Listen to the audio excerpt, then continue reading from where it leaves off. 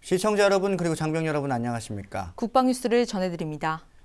강원도 중북부 산간에 첫 대설주의보가 내려진 가운데 우리 장병들에게 동상과 폐렴 등 겨울철 질환에 대한 주의가 요구되고 있습니다. 이에 따라 국군의무사령부는 동절기 주요 관심 질환에 대한 예방 활동을 강조했습니다. 심예슬아사의 보도입니다.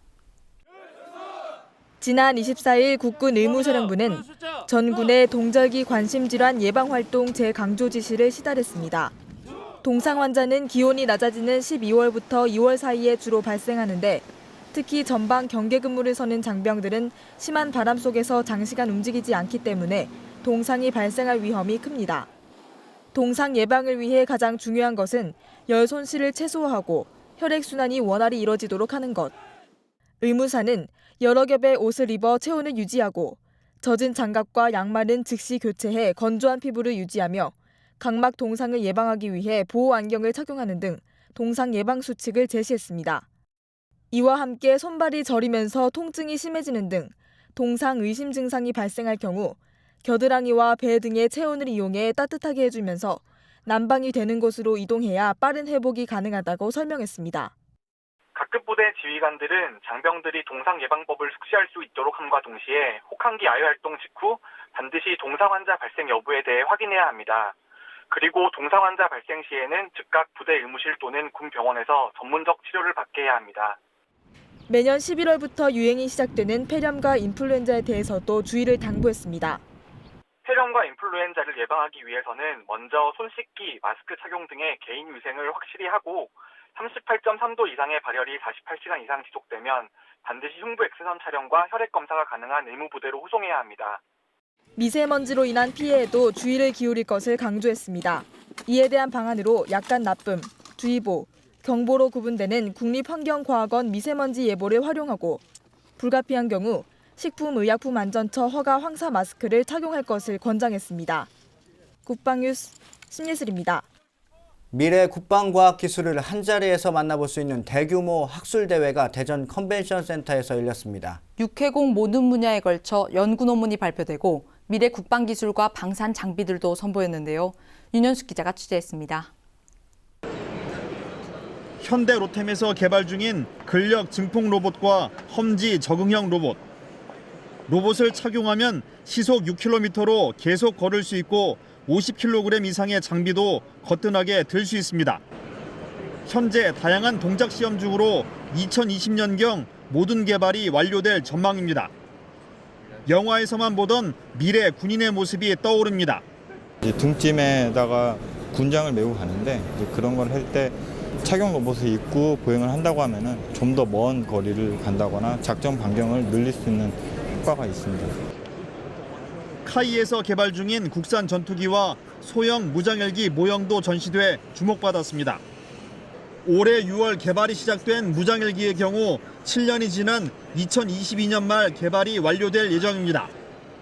대기업과 중소 중견기업의 100여 가지 방산 장비와 신기술 무기도 다양하게 소개돼 눈길을 끌었습니다. 현재 육군에서 운용 중인 노후화된 헬기를 대체하기 위해서 소형 무장 헬기와 소형 민수 헬기를 연계해서 연구개발로 확보하는 사업으로서 민수 헬기와 무장 헬기의 공용품을 갖다 극대화해가지고 군 요구도에 충족할 수 있도록 만들 계획입니다. 세 가지 주제를 바탕으로 미래 국방기술과 관련된 다양한 논문도 발표됐습니다. 핵심 기술 성과 발표에선 적외선 흡수 기술과 잠수함용 연료전지 등 20편의 연구개발 과제가, 미래 신관 기술 발표에선 10편의 논문이 소개됐습니다. 이종 물리법칙을 위반한 빛의 굴절을 이용한 메타물질 응용 방안에 대한 발표는 특히 주목을 끌었습니다. 투명 망토의 핵심 소재인 메타물질을 국방산업에 활용하는 방안이 논의됐기 때문입니다. 24일부터 이틀 동안 650여 편의 연구 논문이 일반에 공개됐습니다. 현존 전력의 성능 개량 방안과 무인 전투 체계 운영 개념 및 사이버전 기술 활용 방안 등 다양한 군사기술 분야에서의 학문적 토론은 우리 군이 미래를 준비하는 데 많은 도움이 되리라 생각합니다. 우리 군은 여러분들께서 제시해 주시는 고견과 통찰을 소중히 활용하여 적과 싸워 이기는 정예 강군을 육성하는 데 적극 활용하도록 하겠습니다. 한국군사과학기술학회 주관으로 열린 추계 학술대회. 빠르게 변모하는 미래 국방과학기술의 발전 양상을 예측해보는 기회였습니다. 국방뉴스 윤여수입니다. 여의도 소재 공군 테니스장 터를 공군조종사 임대주택으로 개발하는 나라키움 여의도 빌딩 건립 기공식이 개최됐습니다. 이날 행사에는 최경환 경제부총리 겸 기획재정부 장관과 정경두 공군참모총장 등 150여 명의 관군 관계자와 건설 관계자가 참석했습니다. 지난 2009년부터 추진된 나라키움 여의도 빌딩 건설 사업은 지하 6층, 지상 23층에 연면적 4만 606제곱미터 규모로 모두 1,041억 원의 사업비를 투입해 2017년 완공할 예정입니다.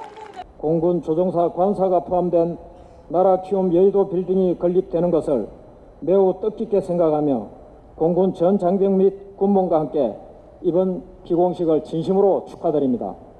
나라키움 여의도 빌딩 완공 시 80가구 규모의 공군 조종사 임대주택과 93개의 공무원 단기 숙소가 마련될 예정입니다.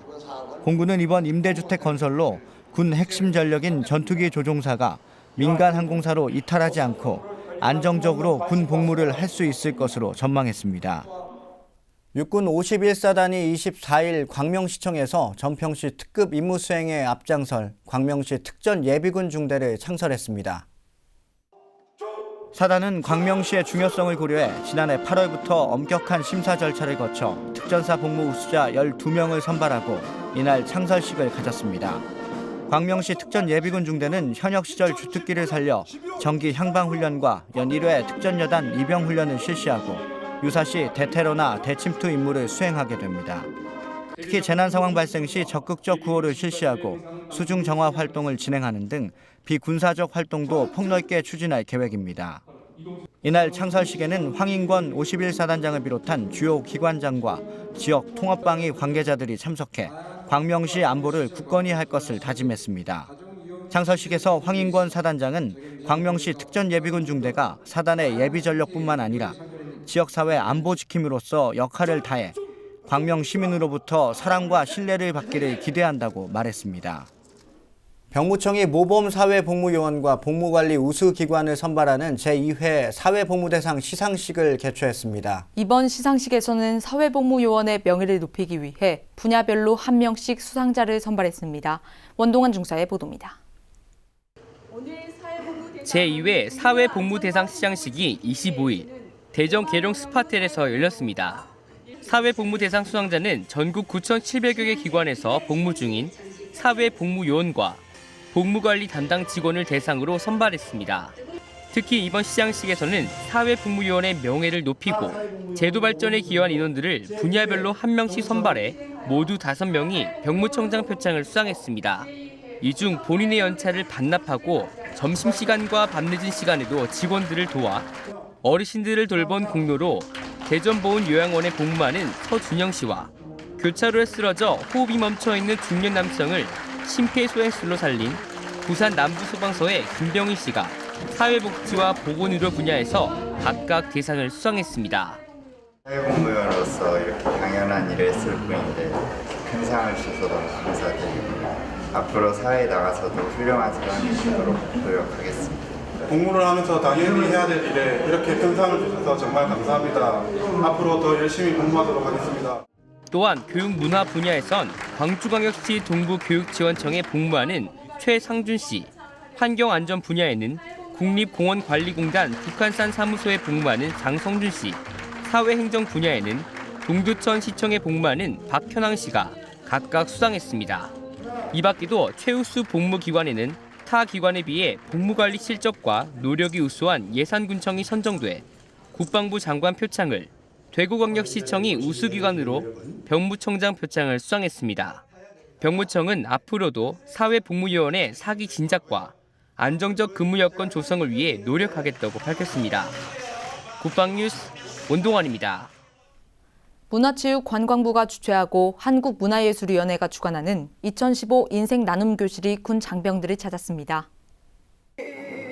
인생 나눔 교실은 군 장병과 청소년들을 대상으로 명사들을 초청해 그들의 경험과 지혜를 나누기 위한 멘토링 프로그램으로 지난 21일에는 명예 멘토인 연극인 박정자 씨가 육군 삼포병여단 용포대대에서 낭독 공연을 했습니다. 박정자 씨는 이날 특유의 나지막한 목소리로 해금과 기타의 라이브 연주 속에 제1회 세계문학상을 수상한 김별아의 장편소설 영영이별 영이별을 각색한 작품을 낭독해 잔잔한 감동을 선사했습니다. 공연 후에는 연극을 통해 깨달은 인생관에 대해 장병들과 진솔한 얘기를 나누며 격려하는 시간도 가졌습니다. 지난 7월부터 시작된 인생 나눔 교실은 지금까지 250명의 멘토들이 1,500여 회의 멘토링 시간을 가졌으며 취지에 공감한 박정자 씨 등 유명 인사 9명은 명예 멘토로 참여하고 있습니다.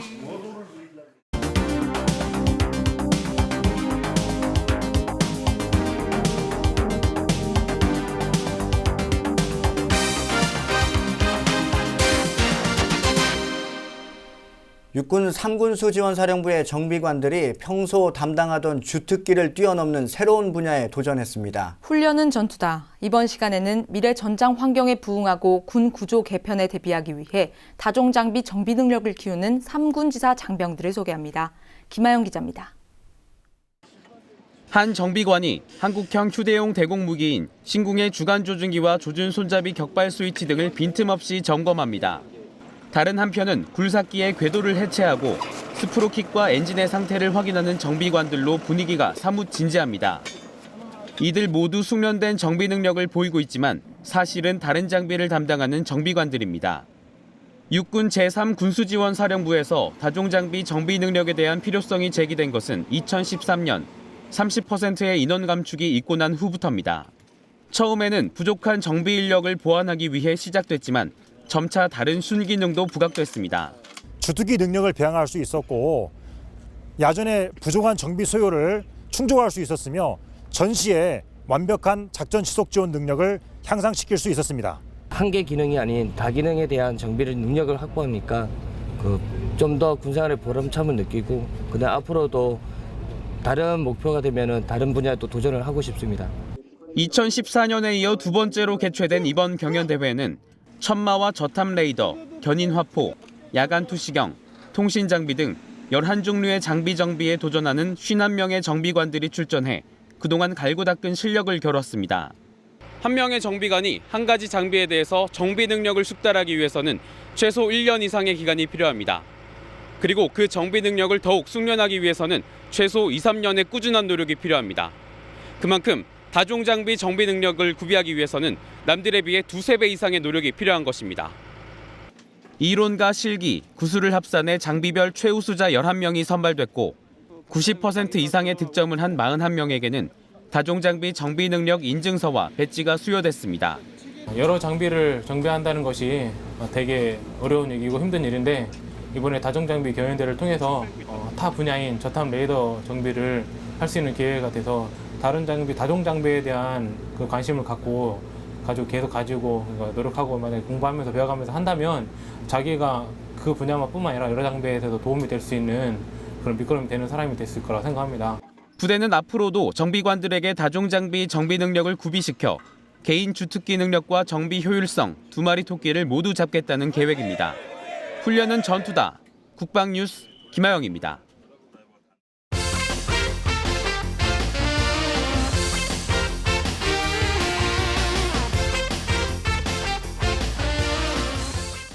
네, 국방뉴스는 매주 이 시간 병무 제도에 대한 궁금증을 풀어보기 위해 병무수첩 코너를 마련하고 있습니다. 네, 오늘은 영주권자와 복수국적자 병역 이행에 관해 병무청 김용두 부대변인 모시고 이야기 나눠보겠습니다. 안녕하십니까? 네, 안녕하세요. 자, 최근 스티브 유, 옛 한국명이 유승준이죠. 비자 발급을 해달라고 소송을 했다고 들었습니다. 네. 외국 시민권 취득을 병역 기피로 단정하고 입국을 금지시킨 것은 좀 너무 가혹한 행위 아니냐 이렇게 주장을 하고 있는데요. 병무청 입장은 어떻습니까? 네, 외국 시민권을 취득했다는 사실만으로 병역 기피자로 단정한 것은 아닙니다. 아시다시피 스티브 유는 한국에서 태어나 13살 때 전 가족이 이민을 갔습니다. 그 후 혼자 국내에 들어와 대학을 다니며 가수 활동을 했습니다. 이렇게 이민 사유로 국외여행 허가를 받은 사람이 국내에 들어와 영리 활동, 즉 가수활동을 할 경우 병역법 시행령 147조 2에 따라 이민 사유 허가가 취소되고 병역을 이행하도록 규정되어 있습니다. 그래서 2001년 스티브 유는 징병검사를 받고 공익근무요원 소집 대상이 되었습니다. 공익근무요원 소집 통지서를 받자 가사 사유로 연기한 다음 2002년 1월 초 일본 공연을 목적으로 출국 후 미국으로 건너가 일주일 만에 미국 시민권을 취득해 한국 국적을 상실했습니다. 당연히 귀국해서 공익근무요원으로 복무를 했어야 했는데 미국 시민권을 취득했기 때문에 병역 기피자가 되었던 것입니다. 네, 그러면 스티브 유 씨가 우리나라에 관광 비자로 들어오는 것도 안 되지 않습니까? 병역 기피 행위를 했기 때문에 목적과 관계없이 우리나라 입국을 할 수가 없습니다. 네. 자, 그러면 이민 사유로 국외 여행을 갔다가 우리나라에 들어와서 가수 활동을 한다던가 아니면 뭐 방송이 됐든 뭐 취업을 한다던가 이런 것은 가능합니까? 앞에서도 말씀드렸듯이 이민 사유로 허가를 받은 사람이 국내에서 가수 활동과 같은 영리 활동을 하거나 1년의 기간 중 통산 6개월 이상 국내에 체류할 경우 이민 허가를 취소하고 병역을 이행해야 합니다. 지난 2001년 이후 지난 10월 말까지 13년 동안 이민 허가를 받은 사람이 국내에서 영리 활동을 하다 적발돼 병역을 이행한 사람이 41명입니다. 또 6개월 이상 장기 체제 사유로 병역을 이행한 사람도 611명이나 됩니다. 영리 활동을 사유로 허가가 취소되고 병역을 이행해야 할 사람이 한국 국적을 버린 사례는 오직 스티브 유 한 명뿐입니다. 네, 사실 일부에서는 고위공직자 자녀들도 한국 국적을 상실을 하고 많이 병역을 기피를 했는데 유독 스티브 유한테만 입국 금지를 하는 게 너무 마녀 사냥이 아니냐 이런 얘기도 있거든요. 어떻습니까, 이 점은? 스티브 유와 일반적인 국적 상실자와는 사례가 다릅니다. 그리고 국적 상실자를 모두 병역 기피자라고 보는 것도 맞지가 않습니다. 우리나라는 아버지나 어머니가 한국인일 경우 아들은 세계 어디서 태어나든 우리나라 국적을 가지게 됩니다. 그런데 미국 등 속지주의 국가에서 출생한 사람은 그 나라 국적도 가지게 되어서 복수 국적자가 됩니다. 이렇게 복수 국적자가 된 사람은 18세 3월 말까지 하나의 국적을 선택을 해야 됩니다. 네, 이렇게 국적을 포기한 사람들을 국적 이탈자라고 하는데요. 지난해 511명이 국적을 이탈했습니다. 국적을 이탈한 사람의 아버지가 고위공직자로 재직하고 있을 경우 도덕적으로 비난을 할 수 있지만 국적 이탈자는 국적법 12조에 따라서 국적을 선택했기 때문에 무조건 병역 기피자라고 부르는 것은 적절하지 않습니다. 스티브 유는 공익근무요원 소집 통지서를 받고 연기한 후 미국 시민권자가 되었기 때문에 일반적인 국적 상실자와는 다르게 봐야 합니다. 네, 그럼 만약에 외국 영주권을 가진 사람이 시민권을 취득을 한 경우에는 어떻게 됩니까? 네, 영주권자는 한국 사람인데 그 나라에서 합법적으로 머물 수 있는 권리를 가진 사람을 말합니다. 영주권자가 이렇게 후천적으로 외국 시민권을 취득할 경우에는 우리나라 국적법에 따라서 자동적으로 국적이 상실되게 됩니다. 그리고 시민권자는 한마디로 말해서 외국인이 되는 것이기 때문에 시민권을 취득하는 순간 대한민국 국적이 상실되고 병역 의무가 없어지게 됩니다.